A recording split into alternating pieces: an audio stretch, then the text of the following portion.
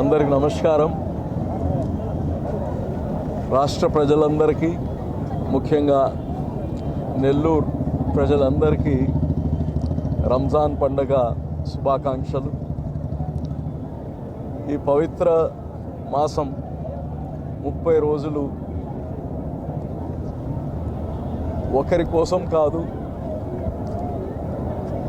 యావత్ ప్రపంచం కోసం, మానవులందరి కోసం, ప్రపంచ శాంతి కోసం కఠోర ఉపవాసాలుంటూ ఈ దేశంలోనే కాదు ప్రపంచ దేశాలన్నీ కానీ ఈ రంజాన్ మాసంలో ఆ భగవంతుని యొక్క కరుణ, అల్లా యొక్క కరుణ అందరిపైన ఉండాలి. నిన్ననే చూసాం, మయన్మార్లో ఎర్త్క్వేక్, ఇండోనేషియాలో ఎర్త్క్వేక్, థాయిలాండ్లో దాని ఇంపాక్ట్ కనిపిస్తుంది. ఇవన్నీ మనం చేసే పాపాలు. ఈరోజు మన దేశంలో, ప్రపంచంలో కానీ మత కలహాలు ఎక్కువైపోయాయి, ఇంటర్వెన్షన్ ఎక్కువైపోయింది. ఒకరి పర్సనల్ దాంట్లో ఇంకోరు ఇంటర్వ్యూన్ అవ్వడం, ఒకరి పండగలకు ఒకరు కాంప్లిమెంట్ చేసుకునే ఒక పరిస్థితి భారతదేశంది మంది. నిన్ననే ఉగాది జరిగింది. ఎంత సంతోషంగా అందరికీ మనం కంగ్రాచ్యులేషన్స్ చెప్పాము, అందరికీ శుభాకాంక్షలు చెప్పాము.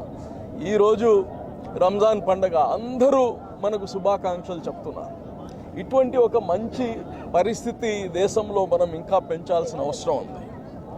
ఇప్పుడే ఇక్కడ నమాజ్కి వచ్చినప్పుడు వక్ఫ్ బిల్ గురించి కానీ మాట్లాడడం జరిగింది.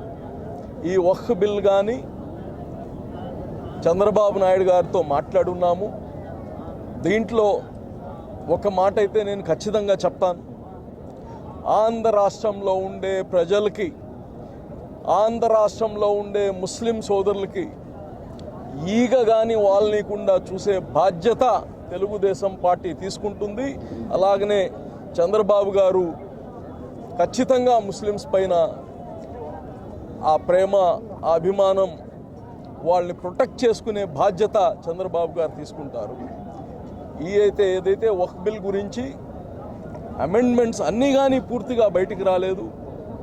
ఏమున్నా కానీ ఒక మతానికి సంబంధించిన, మనోభావాలకు సంబంధించిన ఏది కానీ తెలుగుదేశం పార్టీ కావచ్చు, చంద్రబాబు నాయుడు కావచ్చు, దీన్ని ప్రోత్సహించేది ఉండదు. మేమందరం కలిసి చంద్రబాబు నాయుడు గారిని ఇంకోసారి కానీ మాట్లాడి ఎటువంటి ఒత్తిడి తీసుకొని రావాలో కేంద్రం పైన అది ఖచ్చితంగా తీసుకొని వస్తామని కానీ తెలియజేస్తున్నాం.